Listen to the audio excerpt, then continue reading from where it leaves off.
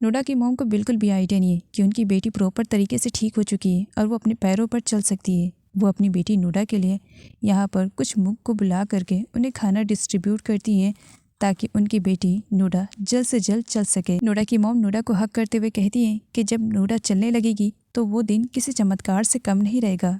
नोडा smile करते हुए mom को हक कर लेती है कि वो चमत्कार हो चुका है, लेकिन मॉम उसकी बातों पर ध्यान नहीं दे पाती हैं। तो वहीं पर तवन नोडा की ये सारी बातें सुन करके स्माइल कर रही थी और किन को तवन की स्माइल बर्दाश्त नहीं होती है। इसी वजह से वो उसे अकेले में लेकर जाता है और पूछता है कि वो स्माइल क्यों कर रही थी। तवन नहीं बताना चाह रही थी नोडा के बारे में। किन की फोर्स करने पर तवन कहती है बस इस वजह से स्माइल कर रही थी कि बहुत जल्द इस रिवेंज वाले कॉन्ट्रैक्ट से मुझे आज़ादी मिल जाएगी और नोडा की शादी भी हो जाएगी। जिस पर किन कहता है इतनी आसानी से कैसे, नोडा अभी अपने पैरों पर खड़ी नहीं हो पाई है, तो इस कॉन्ट्रैक्ट से तो मैं तुम्हें कभी आज़ाद होने नहीं दूंगा।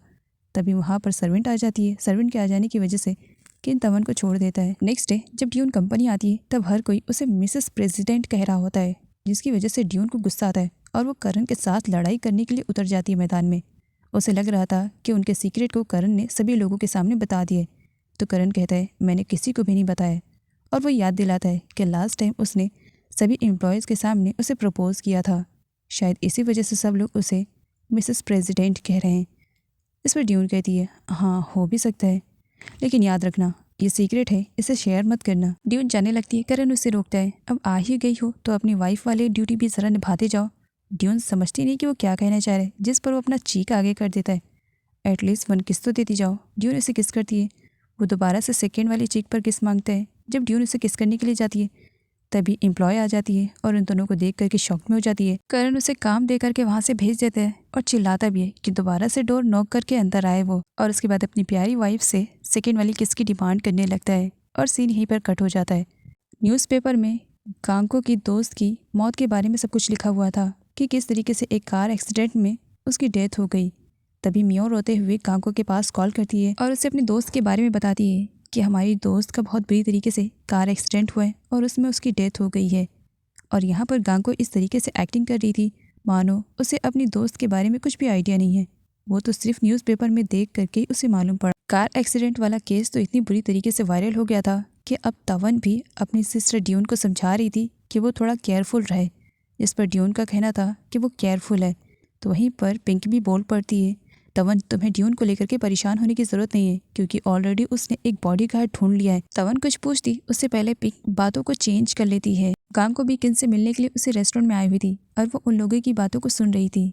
पिंक अपने फ्रेंड आर्यन के कुछ पेशेंट्स के भी बारे में बातें करने लगती है, जिसे सुन करके गांग को काफ़ी डर सी जाती है। आगे वो किन के साथ थी लेकिन थोड़ी सी खोई खोई सी थी। किन उससे कहता है कि वो उदास क्यों है, क्या किसी वजह से वो परेशान है।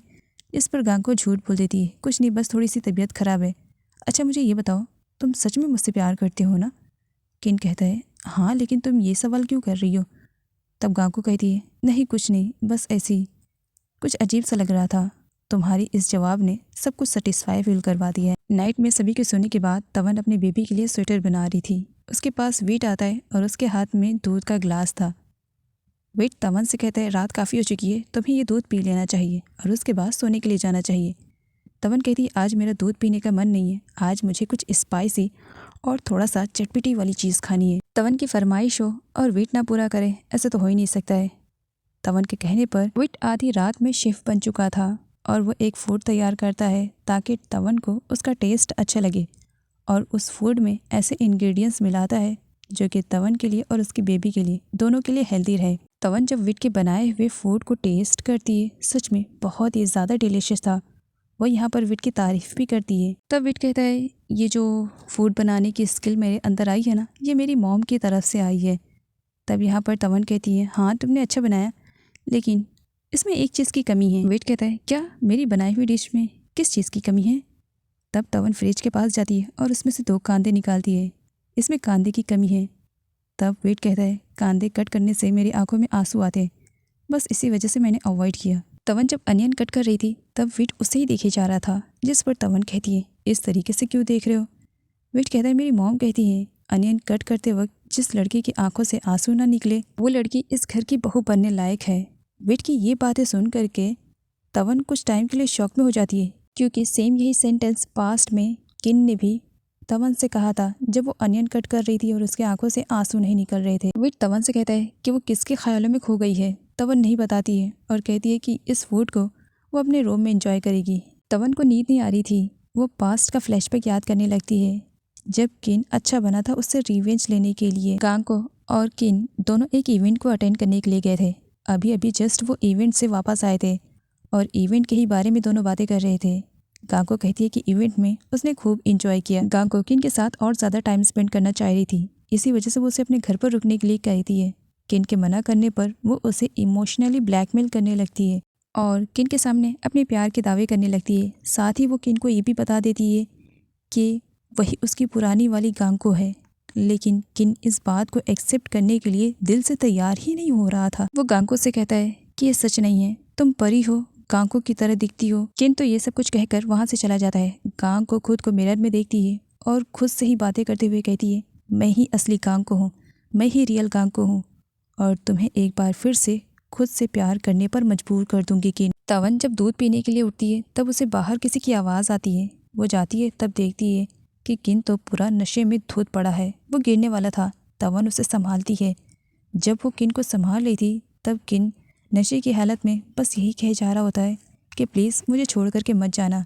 तवन उसे जैसे तैसे करके पास के सोफे पे लाकर लिटा देती है और उसकी बॉडी को क्लीन करती है। जब वो उसकी बॉडी को क्लीन कर रही होती है उस वक्त किन नशे में था, लेकिन फिर भी वो यही कहे जा रहा होता है कि वो उससे बहुत ज़्यादा प्यार करता है और वो उसे छोड़ करके ना जाए।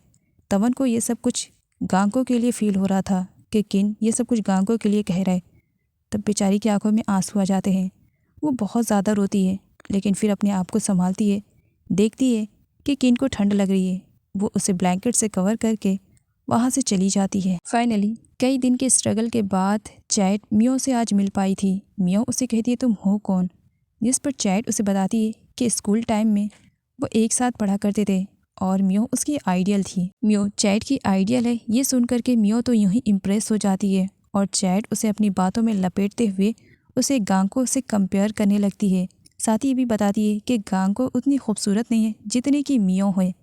मियो भी बातों ही बातों में बक देती है कि गांको की खूबसूरती नेचुरली थोड़ी है, उसने इतनी सारी सर्जरीज करवाई हैं जिसकी वजह से वो खूबसूरत दिख रही है।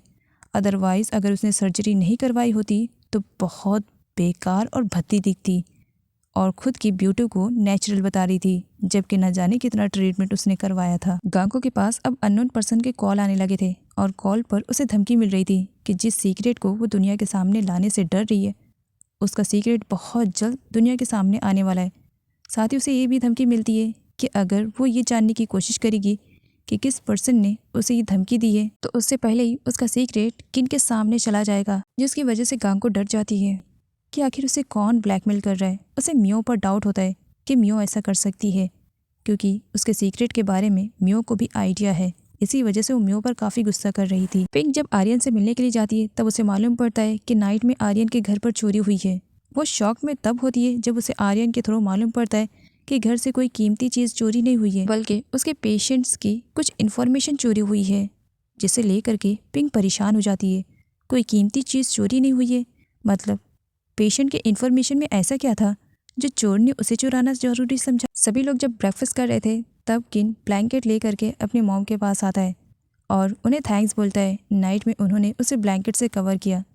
मॉम और नूडा के थ्रू मालूम पड़ता है कि उन्होंने किन को तो ब्लैंकेट से कवर नहीं किया था। नूडा कहती है कल वो जल्दी सो गई थी। सर्वेंट का कहना था मैं तो आपको कभी ब्लैंकेट से कवर कर ही नहीं सकती हूँ क्योंकि आप नींद में भी हाथ पैर फेंकते रहते हैं। तवन उठ करके वहाँ से चली जाती है, जिस पर किन को डाउट होता है कि उसे ब्लैंकेट से कवर करने वाली कोई और नहीं तवन है। वो हल्की से स्माइल करता है लेकिन उसके बाद ऑफिस जाना है कहकर वहाँ से जल्दी से निकल जाता है। तवन बाहर थी, अचानक से उसे चक्कर आता है और वो जस्ट गिरने वाली थी, लेकिन उससे पहले किन उसे संभाल लेता है। तवन उससे थैंक्स बोलती है। किन एक डबल वाली स्माइल करता है और तवन से कहता है टिट फॉर टैट, नाइट में तुमने मुझे ब्लैंकेट से कवर किया था और अब मैंने तुम्हें गिरने से बचा लिया, चलो हिसाब बराबर हो गया कहकर वहाँ से चला जाता है। किन करण को अपने ऑफिस में बुलाता है और उसे कहता है क्या ड्यून की वजह से वो अपने बड़े भाई से नाराज़ रहेगा? आखिर कब तक रहेगा? उसका बड़ा भाई है, वो जो कुछ भी कह रहा है उसमें करण की भलाई छुपी हुई है, लेकिन करण का कहना था, बड़े भाई आपको जो मुझे समझाना था आपने समझा दिया और मुझे जो समझना और करना था वो मैंने कर दिया। गांगो इस बार कोई भी एक्शन लेने से पहले श्योर करना चाह रही थी, तो अपनी श्योरिटी के लिए वो मियो से मिलती है और उससे बातचीत करती है, जहाँ पर उसे मालूम पड़ता है कि मियो वो पर्सन नहीं है जो कि उसे धमकी दे रहा है, वो तो कोई और है। वो काफ़ी परेशान हो जाती है कि अब थर्ड बंदा कौन आ गया है जो उसके सीक्रेट को जानता है। चैट जब डॉक्यूमेंट साइन करने के लिए किन के कैबिन में जाती है तब किन साइन करता है। चैट जाने वाली थी लेकिन किन उसे रोकता है और उसे सॉरी कहता है, मेरे लेट आने जाने की वजह से तुम्हें भी लेट घर जाने का मौका मिलता है ना, लेकिन अब से ऐसा नहीं होगा, बहुत जल्द सब कुछ ख़त्म हो जाएगा। और यहाँ पर चैट को ये लगने लगता है कि किन जल्द ही डियोन से शादी करने वाला है, इसी वजह से वो ऐसा नहीं होने देना चाह रही थी। तवन पिंक के बुलाने पर सुपरमार्केट आई हुई थी उसके साथ शॉपिंग करने के लिए। दोनों बहुत सारी शॉपिंग करते हैं। तवन अब वापस जाने वाली थी, पिंक उसे रोकती है थोड़ी देर और शॉपिंग करने के लिए। तभी वहाँ पर अतिथ भी आ जाता है और तवन को अपने साथ चलने के लिए कहता है। मियो भी वहाँ पर आ जाती है और अपने हस्बैंड को तवन के साथ देखती है। तब वो तवन पर बिगड़ जाती है, जहाँ पर अतिथ उसे रोकता है। पिंक का कहना था, जिसे तुम अपना हस्बैंड कह रही हो, तुम दोनों के बीच में ऑलरेडी डिवोर्स हो चुका है। लेकिन फिर भी मियो जंगली बिल्ली की तरह तवन पर झपट पड़ती है। सामने पिंक आ जाती है और मियो को हैंडल करने लगती है। इधर अतिथ जबरदस्ती तवन को कहीं दूसरी जगह पर ले जाने का ट्राई कर रहा था। तवन अपनी जान छुड़ाकर कैसे भी वहाँ से भागने का ट्राई करती है, लेकिन इस वजह से वो गिर जाती है और उसके पेट में दर्द होना शुरू हो जाता है। वो तवन का चेकअप करता है और तवन से कहता है कि उसे केयरफुल रहने की ज़रूरत है। साथ ही वो तवन को ये भी बताता है कि उसका बेबी लकी है जो उसे कुछ भी नहीं हुआ है। और पीछे से ये बात पिंक सुन लेती है।